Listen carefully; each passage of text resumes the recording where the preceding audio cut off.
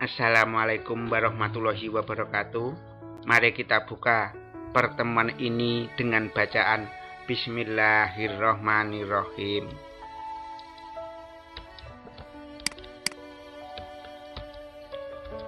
Anak-anakku, ya, seperti yang kita bahas kemarin bahwa sel-sel ini sel tumbuhan itu akan menghimpun membentuk jaringan.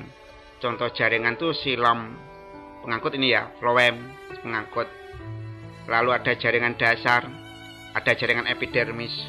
Jaringan-jaringan nanti menghimpun membentuk ini organ, ini penampang melintang organ batang. Nah, organ-organ itu contohnya kalau pada tumbuhan itu ada bunga, ada daun, ada buah, ada batang, dan ada akar. Nah, untuk pertemuan kali ini kita akan membahas struktur dan fungsi jaringan penyusun organ tumbuhan.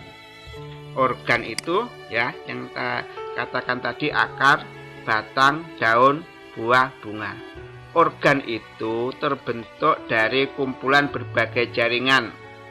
Ya, dengan fungsi tertentu. Ini contohnya organ batang disusun oleh jaringan epidermis, jaringan dasar, jaringan pengangkut yang meliputi floem dan xilem.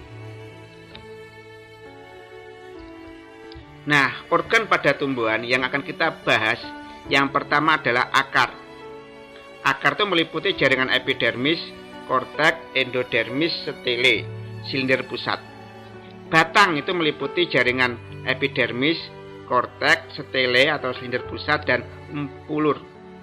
Daun, ini daun, itu meliputi jaringan epidermis, parenkim, dan jaringan pengangkut.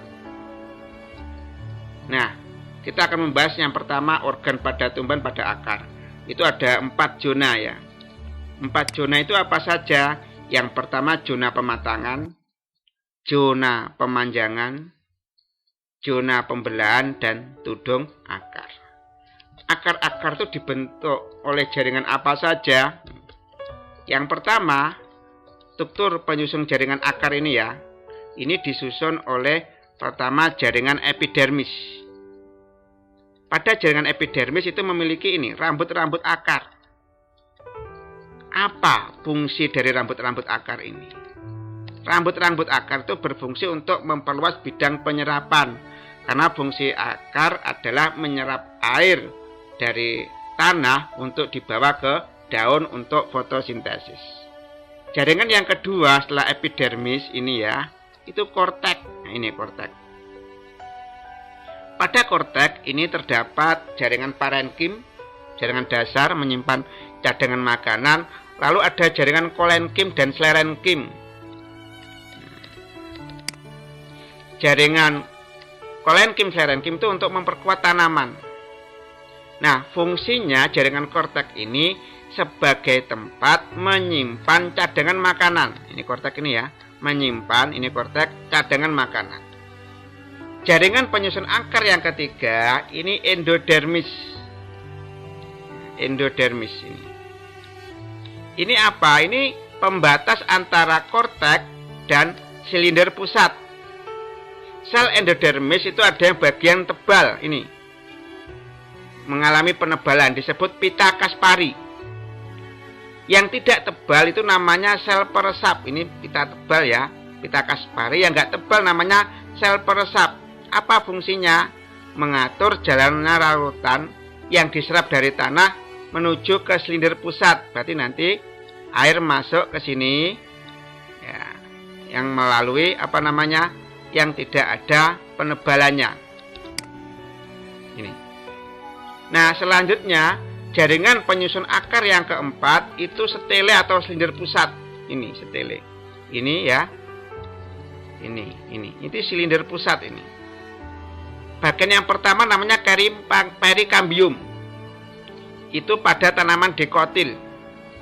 Tanaman dikotil itu tanaman yang akarnya tunggang. Contohnya tomat, jeruk, mangga, dan lombok. Itu fungsinya perikambium itu untuk membentuk cabang akar dan kambium gabus. Pada stele silinder pusat itu ada yang namanya jaringan pengangkut. Kalau pada tanaman monokotil ini, tanaman monokotil, contoh tanaman monokotil itu biasanya akarnya serabut, contohnya jagung, rumput teki. Itu pada tanaman monokotil itu xilem dan floem berselang-seling ya. Ini ada floem, ini xilem. Ya. Ini yang floem, ini xilem. Floem itu fungsinya untuk mengangkut hasil fotosintesis dari daun ke seluruh tubuh tumbuhan. Kalau xilem itu mengangkut air dari akar ke daun. Selanjutnya ini ada tanaman dikotil. Contohnya pada tanaman lombok itu ya. Itu floem sini yang mengangkut hasil fotosintesis mengelilingi xilem. Ini xilem. Di antara floem dan xilem ini ada namanya kambium. Lalu pada stele sendiri pusat ada namanya empelur. Ini empelur.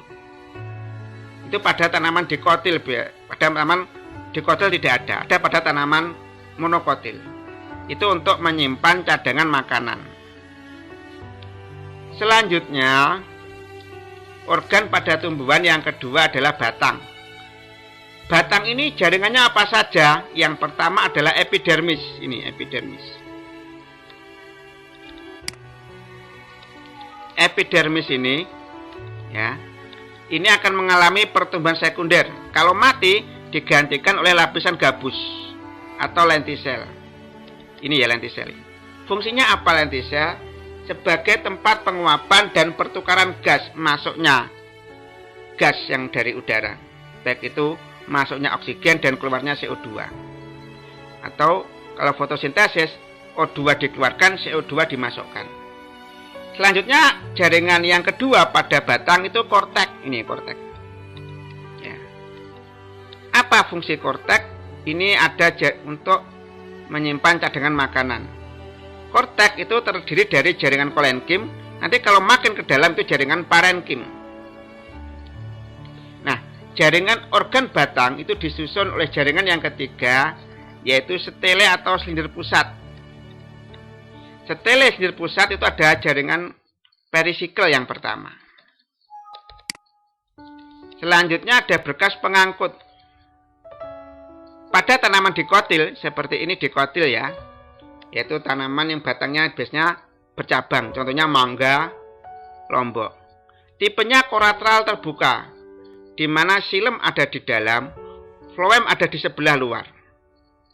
Dan di antara xilem floem ada kambium. Kalau pada tanaman monokotil tidak ada kambium. Ini kalau pada tanaman dikotil ada kambium, sehingga dan kambium itu selalu membelah. Sehingga pada tanaman dikotil seperti jati itu ada lingkaran tahun. Itu karena kerja dari kambium yang selalu membelah. Pada tanaman dikotil itu ada dua kambium ya. Pertama kambium fasikuler ini. Ini terletak di antara xilem dan floem. Kalau kambium interfasikuler seperti ini terletak di antara dua berkas pengangkut. Nah, ini pada tanaman dikotil. Pada tanaman monokotil contohnya jagung. Ya. Itu tipenya kolateral tertutup ini mah ya. Di mana xilemnya ada di dalam, floem di luar dan tidak ada kambium. Perbedaan antara dikotil dan monokotil, kalau dikotil ada kambium, kalau monokotil tidak ada kambium. Dan ini tipenya kolateral tertutup, maaf. Selanjutnya, organ pada batang, ya, pada tumbuhan batang ini ya. Yang ketiga stele sendiri pusat ada perisikel, berkas pengangkut yaitu xilem dan floem, di mana xilem mengangkut air dari akar ke daun, floem mengangkut hasil fotosintesis dari daun ke seluruh tumbuhan. Lalu di dalam stele sendiri pusat ada yang namanya empelur. Itu merupakan parenkim yang di tengah stele atau sendiri pusat, berfungsi untuk menyimpan cadangan makanan. Selanjutnya jaringan penyusun batang. Selanjutnya adalah ini. Nah, ya ini yang stele terpusat ya. Selanjutnya organ pada tumbuhan yang akan kita bahas adalah daun. Ini susunan bagian dalam dari daun. Daun itu yang pertama jaringannya adalah epidermis. Ini epidermis. Atas, daun bagian bawah, epidermis bawah. Dindingnya pada jaringan epidermis dilapisi oleh kutikula untuk mengurangi penguapan. Di dalam jaringan epidermis ada stomata sebagai jalan keluar masuknya udara. Kalau respirasi bernapas memasukkan oksigen, mengeluarkan CO2. Kalau fotosintesis memasukkan CO2, mengeluarkan oksigen. Lalu di sini ada yang namanya sel penjaga, itu mengatur, membuka dan menutupnya stomata. Jaringan selanjutnya adalah parenkim atau mesofil. Ini jaringan parenkim atau mesofil, fungsinya ini ya untuk fotosintesis karena di dalamnya ada kloroplas. Nah, jaringan parenkim yang pertama adalah parenkim palisada atau jaringan tiang. Selnya berbentuk silinderis panjang-panjang, rapat, dan ini mengandung banyak kloroplas untuk fotosintesis. Yang kedua, ini jaringan bunga karang atau parenkim spons. Tersusun selnya tidak teratur seperti ini, renggang, dan ini mengandung sedikit kloroplas. Selanjutnya jaringan penyusun daun yang ketiga adalah jaringan pengangkut. Di dalam daun ada jaringan pengangkut.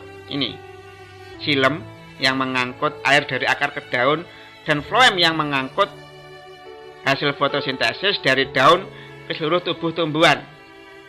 Ini terdapat pada tulang daun, ya, pada tulang daun.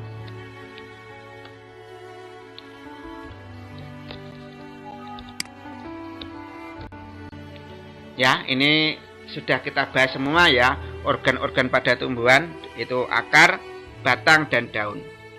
Sebagai penutup, ini ada hadis dari H.R. Tirmidzi bahwa dia yang pergi untuk mencari ilmu pengetahuan seperti kalian belajar menuntut ilmu, dianggap kalian berjuang di jalan Allah sampai dia kembali dari perjalanan. Nah, mari kita tutup pertemuan ini dengan doa akhir majelis. Subhanakallahumma wa bihamdika asyhadu alla ilaha illa anta astaghfiruka wa atubu ilaik. Wallahu muwaffiq ila aqwamit thoriq. Wassalamualaikum warahmatullahi wabarakatuh.